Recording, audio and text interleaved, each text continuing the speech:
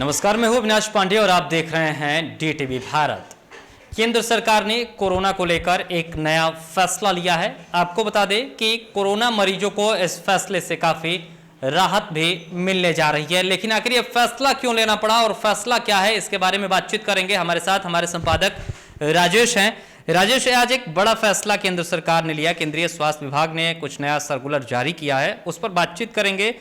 उसमें यह है कि अब जो कोरोना मरीज होंगे, जो सस्पेक्टेड होंगे, जो जिन पर संदेह होगा कि नहीं ये कोरोना के मरीज हो सकते हैं, उनको सस्पेक्टेड वार्ड में भर्ती किया जा सकता है बिना कोरोना रिपोर्ट आए हुए। अर्थात अगर कोरोना रिपोर्ट पॉजिटिव नहीं भी आती है या उसका इंतजार नहीं भी करते हुए उन्हें तुरंत अगर इलाज की जरूरत है तो उन्हें अस्पताल में भर्ती किया जाए। नहीं, ये सरकार की एक अच्छी पहल आप कह सकते हैं, स्वागत योग्य कदम है। लेकिन इसके पीछे एक चीज और भी क्लियर हो रही है कि सरकार बहुत दबाव में है। मीडिया के दबाव में है, जनता के दबाव में है, इंटरनेशनल मीडिया के भी दबाव में है। आपको बता दें, अंतर्राष्ट्रीय मीडिया में पूरी तरह से भारत सरकार की और साथ ही साथ जो स्वास्थ्य मंत्रालय है उसकी थू-थू हो गई है। इनके पास कोई जवाब नहीं है। लेकिन जैसे भी हो, दबाव में हो, किसी के भी दबाव में हो, सरकार को अपनी प्रतिष्ठा बचानी है। वैसे में अगर ये फैसला आया है और ये फैसला लिया गया है, ये काबिले तारीफ है। लेकिन इसके बाद समस्याएं कम नहीं होंगी। अब जो एडवाइजरी जारी किया गया है, उस एडवाइजरी में ये नहीं बताया गया है जो जिसको लगा कि नहीं ये कोरोना पॉजिटिव है या हो सकता है, उसे आप बोल रहे हैं कि अलग एक वार्ड बनाएंगे, हम वहां पे संदिग्ध मरीजों को रख देंगे। क्या जो पहले से कोरोना से पीड़ित मरीज हैं उनको तो हम प्रॉपर बेड नहीं दे पा रहे हैं, ऑक्सीजन नहीं दे पा रहे हैं, दवा नहीं दे पा रहे हैं, डॉक्टर नहीं दे पा रहे हैं, तो उन्हीं डॉक्टरों में से फिर अब इधर भी आप शिफ्ट करेंगे या जो इधर देखेंगे फिर उधर शिफ्ट करेंगे? तो इनकी क्या पॉलिसी होगी, कैसे उनको आप ठीक करेंगे, कैसे देखेंगे, उसका जिक्र एडवाइजरी में नहीं किया गया। हालांकि थोड़ी एडवाइजरी क्या है इसके बारे में हम बता देते हैं अपने दर्शकों को। देखिए, सरकार ने एक बड़ा कदम उठाया है और इस कदम के अनुसार अब जो होगा वो कोरोना से संक्रमित लोगों का इलाज तुरंत शुरू हो सकेगा। अभी तक कोविड फैसिलिटी में भर्ती होने के लिए कोविड पॉजिटिव रिपोर्ट जरूरी होती थी, लेकिन केंद्र सरकार ने कोविड मरीजों को देख रहे सभी निजी अस्पतालों के साथ साथ राज्यों और केंद्र शासित प्रदेशों को भी इस बारे में निर्देश जारी कर दिया है। निर्देश में यह कहा गया है कि जिन मामलों में संदेह है उन्हें सीसीसी या डीसीएससी या फिर डीएससी के सस्पेक्ट वार्ड में भर्ती किया जा सकेगा। किसी भी मरीज को सेवाएं देने से मना नहीं किया जाएगा। इन सेवाओं में ऑक्सीजन या जरूरी दवाइयों को देना शामिल किया गया है, फिर भले ही मरीज दूसरे शहर का क्यों नहीं हो। सरकार ने साफ तौर पर कहा है कि जिनके पास पहचान पत्र न हो उन्हें भी आधार से भर्ती करने से मना नहीं करना है। अस्पताल में मरीजों को जरूरत के आधार पर भर्ती किया जाए। यह सुनिश्चित भी किया जाए कि जिन लोगों को अस्पताल में भर्ती होने की जरूरत नहीं है वे बेवजह बेड न ले। देखिए, तो यह सर्कुलर है कि अब कोरोना रिपोर्ट अगर पॉजिटिव नहीं भी आती है तो आपको भर्ती किया जाएगा। हालांकि राजेश, जिस तरीके से स्थितियां थी, एक तो एसिम्प्टोमेटिक्स की बात कही जा रही थी, अर्थात जिनके लक्षण तो थे लेकिन उनकी रिपोर्ट जो थी वो निगेटिव थी, उनमें कोई लक्षण भी वैसा कुछ खास नहीं नजर आ रहा था, लेकिन वो बीमार पड़ रहे थे और स्थितियां खराब हो रही थी। उन लोगों को अब थोड़ी सी राहत जरूर मिलेगी क्योंकि उनको अब इस तरीके से ट्रीटमेंट अस्पतालों में मिल पाएगा, वो भर्ती हो पाएंगे। लेकिन सरकार ने यह कहा है कि ऐसे लोगों को भर्ती नहीं करना है जो सिर्फ बेड ले रहे हैं। नहीं, मैं वही कह रहा हूं ना कि ठीक है, अभी अस्पताल के बाहर भीड़, जो पॉजिटिव हैं वो अंदर हैं, जिनमें लक्षण हैं वो बाहर भीड़ लगाए हुए थे। अब उनको अंदर करने की व्यवस्था हो रही कि कम से कम उन्हें अंदर बैठाया जाए, अंदर उनका इलाज किया जाए। मेरा सवाल बस इतना है सरकार से कि क्या आपके पास अस्पताल के अंदर व्यवस्था है क्या? उतने बेड उपलब्ध हैं क्या? दवाएं उपलब्ध हैं क्या? ऑक्सीजन है उपलब्ध? कहाँ आप रखेंगे? डॉक्टर हैं क्या आपके पास? बस अंतर यही होगा कि कुछ अस्पताल के अंदर मर रहे थे, पहले कुछ बाहर मर रहे थे, अब अंदर मरेंगे। इसके जरिए आप कोरोना पर अंकुश नहीं लगा पाएंगे। बेहतर यह होता, ठीक है इसका आप इलाज कर रहे हैं, बेहतर यह होता कि आप जो फैसिलिटी है, आप इसके बाद देखिएगा एक और समस्या खड़ी होगी। डॉक्टर कहेंगे कि मैं कहाँ देखूं, कितना को देखूं? आप कई डॉक्टरों से आप भी बात करते हैं, हम लोग भी करते हैं, अस्पताल में जाकर देखा है हम लोगों ने, डॉक्टर हाथ खड़ा कर दे रहे हैं कि भाई साहब मैं कंटिन्यू 24 घंटे से देख रहा हूं, 48 घंटे से देख रहा हूं, ना कोई शिफ्ट है चेंज होने की बात आ रही है, ना कोई पूछ रहा है, हमारी सुरक्षा जान खतरे में है। वैसे स्थिति में आगे आने वाले समय में डॉक्टरों को लेकर इसमें क्या पॉलिसी बनाई गई उसका भी जिक्र नहीं है। क्या आपका प्लान है ये भी जिक्र नहीं है। मरीज को कैसे वहां ट्रीटमेंट देंगे, क्या जो पॉजिटिव मरीज को देख रहे हैं वही इनको देखेंगे या इधर वाले भी उधर आप शिफ्ट करेंगे? अभी आप जैसे एनएमसीएच यहाँ पे बेड तो फुल है, 24 घंटे लिख के टांग दिया गया है कि no admission, bed full. PMCH, IGMS, AIIMS, इन तमाम जो बड़े बड़े अस्पताल हैं, अभी एक बेटा शुरू हुआ है, तो ये तमाम बड़े अस्पताल, इसके अलावा पटना से बाहर चले जाएंगे, डीएमसीएच का भी हाल वही है, इधर आप मुजफ्फरपुर में जाएं वहां का हाल वही। तो कुल मिला के सारे अस्पताल के हालात वही हैं। उन तमाम मरीजों को अंदर ले जाने के बाद उसका इलाज कौन करेगा? डॉक्टर कहाँ से लाएंगे? इसका तो कोई इलाज इन्होंने किया नहीं है, कोई व्यवस्था तो इन्होंने की नहीं है। ऑक्सीजन कहाँ से देंगे? इनकी तो कोई व्यवस्था इन्होंने की नहीं है।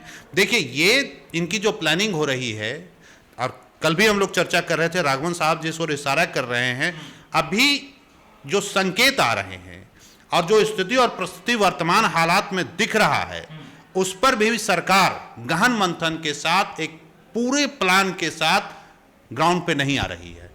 नतीजा है कि इस तरह के आधे अधूरे प्लान के साथ ये काम कर रही है, और ये ऐसे में कोरोना नहीं मर सकता, और कोरोना को कुछ नहीं होने जा रहा है। वो परेशान हम आपको करेगा, क्योंकि इससे कोई, आप बताइए ना कैसे आप कंट्रोल कर लीजिएगा?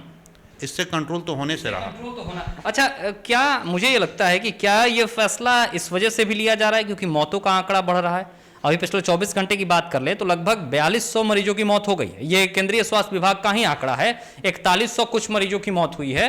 तो क्या ये इस वजह से भी लिया जा रहा है क्योंकि मरीजों की मौत का जो आंकड़ा है वो वैश्विक रिकॉर्ड को तोड़ रहा है? देश में स्थितियां खराब हो रही हैं। 4 लाख से ज्यादा नए मरीज, पिछले अगर बात करें तो ये चौथी बार है जब देश में 4 लाख से ज्यादा नए मरीज मिले हैं, अर्थात स्थितियां खराब हो रही हैं। तो क्या इसको देखते हुए भी केंद्र सरकार या केंद्रीय स्वास्थ्य विभाग ने यह फैसला लिया है? हालांकि इस फैसले से बहुत कुछ तो बदलता हुआ नजर नहीं आ रहा है। आप कह तो रहे हैं कि मरीजों का इलाज करेंगे, लेकिन जिस तरीके से आपका सवाल है कि कैसे करेंगे, ये तो आप बता ही नहीं रहे। नहीं, जो आपका कहना एकदम सही है। ये सरकार पूरी तरह से, जिस तरह से मौत का आंकड़ा सामने आ रहा है, प्रतिदिन आप देखिएगा कुछ ना कुछ रिकॉर्ड तोड़ रहा है, बढ़ोतरी हो रही। घटने का तो अभी तक का कोई रिकॉर्ड नहीं है। सरकार ये अध्ययन नहीं कर रही है। महाराष्ट्र यहाँ का उदाहरण है, अब पीक पे था कुछ दिन पहले, अभी बहुत हद तक स्थिति वहाँ पे कंट्रोल कर लिया है।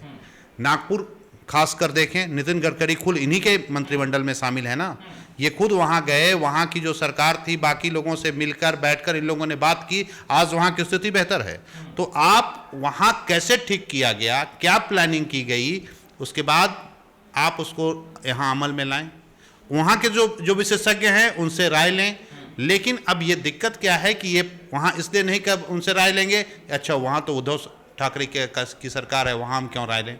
आपसी समन्वय नहीं, आपसी समन्वय का घोर अभाव है, और इसका फायदा कोरोना उठा रहा है और हम सबको शिकार बना रहा है। इसमें जरूरत इस बात की है कि इस प्लानिंग को अगर ठीक आपने किया, मुझे लगता है ये प्लानिंग और पहले कर देनी चाहिए थी। क्यों? और इसके लिए जो ये इतना लंबा चौड़ा एडवाइजरी जारी की, उसकी जरूरत भी नहीं है। अविनाश, कुछ ना करें। जहां तक मैं जानता हूं, हमसे ज़्यादा पढ़े लिखे नरेंद्र मोदी जी हैं और उनके मंत्रिमंडल में लोग हैं, काबिल लोग हैं, सब कहते हैं ज़मीन से जुड़े हुए हैं। बिहार का कोई ऐसा गांव नहीं है या देश का कोई ऐसा गांव नहीं है जहां पर कम से कम आरएमपी डॉक्टर नहीं है।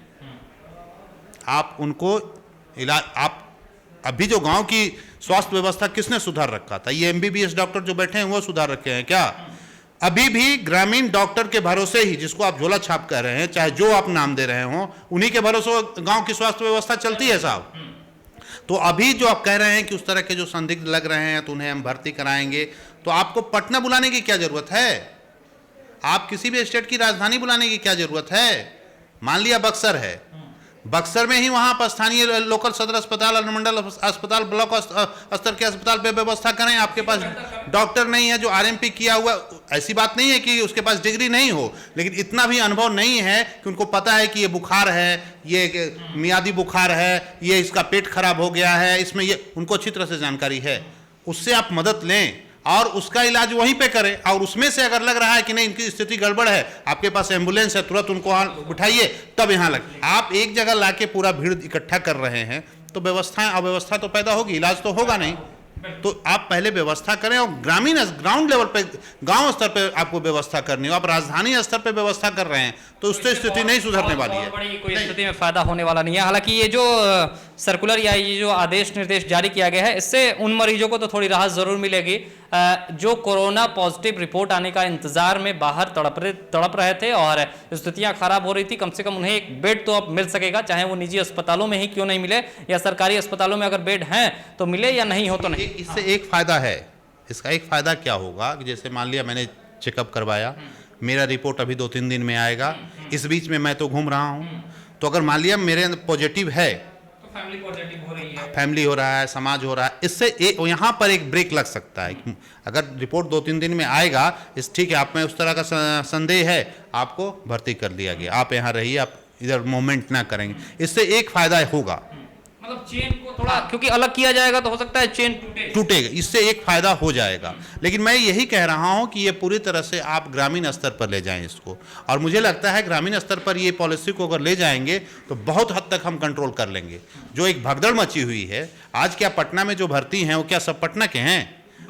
सब बाहर के हैं, दूसरे जिलों से आए हुए यहाँ पर लोग हैं, बेचारे परेशान हैं। तो आप उनको ये फैसिलिटी वहीं पे मुहैया करा दें। और मुझे लगता है अभी की जो स्थिति है, लोग घबराए हुए हैं, जरा सा सर्दी जुकाम हो रहा है, मुझे कोरोना हो गया, कोविड हो गए हम, तो ये जो संभावनाएं हैं इसका आप इलाज वहां कर सकते हैं, वहीं पर उसका समाधान कर सकते हैं। मुझे लगता है ये अगर किया जाएगा तो ज्यादा बेहतर होगा। लोगों में थोड़ा सा पैनिकपन तो कम आएगा ना कि मुझे पटना जाना है, या इतने बड़े हॉस्पिटल में कोई देखेगा या नहीं देखेगा, है या नहीं है, और यहाँ आते ही admission no admission bed full, ये पोस्टर देख लेते हैं। हालांकि चलिए, अगर मरीजों को लेकर कोई अच्छी पहल की जा रही है सरकार के द्वारा तो इसका स्वागत है। इस पर काम करने की जरूरत है, इसको ग्राउंड लेवल पर उतारने की जरूरत है। ये सिर्फ कागजी कार्रवाई नहीं रह जाए, इसके लिए हमारी सरकार से अपील होगी कि वो इस पर कुछ बेहतर और प्लान करे। निजी अस्पतालों में भी भर्ती की बात कही गई है, सरकारी अस्पतालों में भी भर्ती की बात कही गई है, और तमाम जो राज्य हैं उनके लिए भी निर्देश जारी कर दिया गया है। तो अब देखना यह होगा कि इससे मरीजों को कितना लाभ मिल पाता है। फिलहाल मुझे और मेरे सहयोगी राजेश को दीजिए इजाजत, लेकिन जाने से पहले आपसे एक अपील कि कोरोना गाइडलाइन का पालन जरूर करें। जहां जहां भी, जिन राज्यों में भी लॉकडाउन लगा है, उन लोगों से हमारी खास तौर पर अपील है कि आप लॉकडाउन के नियम का भी पालन जरूर करें। फिलहाल इतने बन रहे हमारे साथ, और देखते रहें DTV भारत। नमस्कार।